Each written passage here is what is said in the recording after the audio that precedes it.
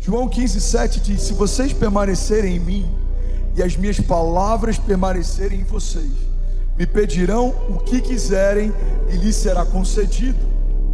Pega isso, irmão. Porque o meu Pai é glorificado pelo fato de vocês darem muitos frutos, e assim serão meus discípulos. Discípulos de Jesus não são aqueles apenas que falam sobre Jesus. Discípulos de Jesus são aqueles que carregam os muitos frutos de Jesus. Por que nem todo mundo da nossa família teve um encontro com Deus? A gente muitas vezes endemoniza, quando na verdade tem muito mais a ver com autorresponsabilidade, testemunho nosso, do que com uma responsabilidade deles. Porque a gente fala que Jesus é suficiente, mas quando pede o emprego entra em crise. Muita gente fala, Jesus é amor, mas na primeira briga na família, você que deveria ser o primeiro a pedir perdão, é aquele que prefere manter a sua razão. Falamos para outros, ele é o dono do ouro e da prata, mas quando o calo aperta para a gente, muitas vezes a gente pergunta: Deus, por que você se esqueceu de mim? As pessoas não vão ter um encontro com Jesus a partir daquilo que você fala sobre Ele, mas a partir daquilo que você expressa dele. Você está comigo? Alguém está comigo? Então uma igreja que se move em sinais e maravilhas faz com que mais pessoas creiam num Deus de sinais e maravilhas. Uma igreja que se move em busca de milagres faz com que mais pessoas creiam em milagres. Uma igreja que se move crendo em restauração faz com que mais pessoas desejem restauração. Por quê? Porque somos discípulos deles a partir dos nossos muitos frutos. Você está comigo? Diga amém. João 15:7 e 8. Se vocês permanecerem em mim e as minhas palavras permanecerem em vós, me pedirão o que quiserem, lhes será concedido. Porque o meu Pai é glorificado pelo fato de vocês darem muitos frutos. Irmão, isso aqui é muito forte. Se eu não carrego muitos frutos, Deus não está sendo glorificado através da minha jornada. Você não foi chamado para parecer que dá fruto. Quando a gente vê na história Jesus encontrando com algo que parecia dar fruto e não tinha, você já sabe qual é o final da história. Aquela figueira foi amaldiçoada não porque não tinha frutos, mas porque ela parecia ter e não tinha. Você está comigo? Você não foi chamado por Deus para ocupar um banco de uma igreja no domingo. Você não foi chamado por Deus para ser um ouvinte do Evangelho. Você não foi chamado por Deus para ser um espectador da glória. Você não foi chamado por Deus para estar aonde Deus está. Você foi chamado por Deus para ser como Deus é, pensar como Deus pensa, falar como Deus fala. A Bíblia diz que multidões seguiam Jesus, mas ele parou por causa de uma mulher.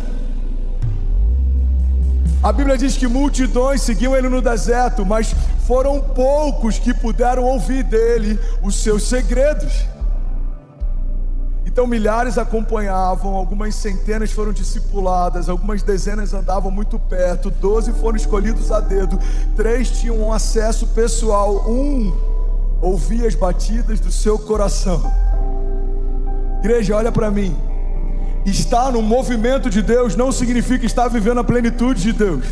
Estar no meio da igreja não significa se tornar igreja. Ouvir sobre milagres não significa que eu estou vivendo milagres. Ouvir sobre promessas não significa que eu esteja vivendo promessas. Alguém está comigo aqui? Pelo amor de Deus, levanta suas mãos e declare: diga: Pai, eu creio que o Senhor não me chamou para ser um espectador do avivamento. Diga: o Senhor me chamou para eu me tornar avivamento. Diga: eu não vou só ouvir sobre milagres. Diga: eu vou viver milagres. Declare com autoridade: diga: eu vou viver milagres. 2022 é o ano do milagre, é o ano de aceleração. Diga: eu creio que 2022 já é o melhor ano da minha vida. Você crê nisso? Diga amém. Você pode celebrar Jesus no seu lugar. Aleluia.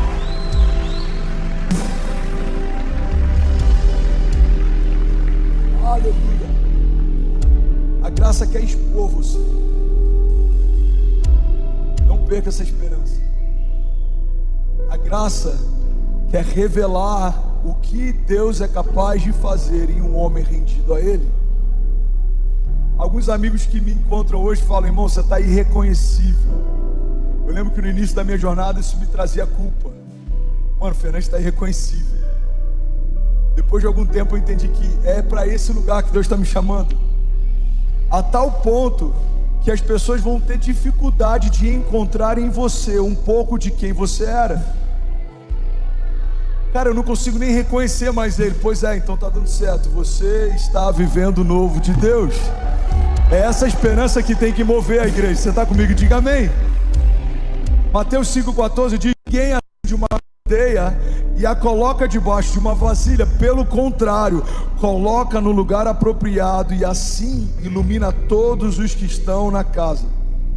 Então assim brilha a luz de Deus, brilha a luz de vocês diante dos homens, para que vejam as suas boas obras e glorifiquem ao Pai de vocês que está nos céus.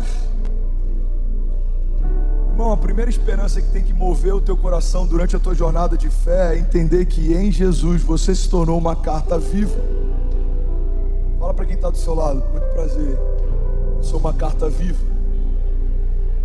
Isso, fala com alegria. Fala para quem está do outro lado também, para ninguém ficar com ciúme. Fala: tudo bom, irmão? Muito prazer, eu sou uma carta viva. Sabe um fato interessante sobre as cartas? As cartas não falam, elas precisam ser lidas. Ninguém recebe uma carta, sei lá, de uma multa ou de uma conta de luz e fala: você vai pegar a carta e ela vai falar: tudo bom, André, meu nome é, sei lá, Enel. Você gastou esse mês, hein, irmão? Ó, o código de barra está aqui embaixo. Assim que você me pagar, eu vou notificar a companhia de energia e está tudo certo. Alguém já recebeu uma carta assim, uma carta falante? Por que você nunca conversou com uma carta? Porque as cartas não falam, elas precisam ser lidas. O nosso testemunho tem muito mais a ver com o que leem de nós do que o que falamos para outros. Você é uma carta viva. Paulo diz: nós não somos como cartas escritas por mãos de homens, nem escritas com tinta, mas pelo poder do próprio Deus. Deus está escrevendo a sua história com as próprias mãos, e pessoas vão ler a sua história e vão conhecer Jesus através dela. Pessoas vão ver os seus testemunhos e vão crer nos milagres de Jesus através deles. Igreja, em nome de Jesus, guarda isso. A gente tem que caminhar movido por essa esperança. O meu ano vai ser melhor do que o ano passado. A minha semana vai ser a melhor semana da minha vida. Cada promessa que Deus me fez vai se cumprir. Os meus inimigos, cada um deles serão confundidos, derrotados, serão reduzidos a nada. Precisamos nos mover em esperança. Não há espaço na igreja para autocomiseração, vitimismo. Todos nós somos vítimas em alguma área.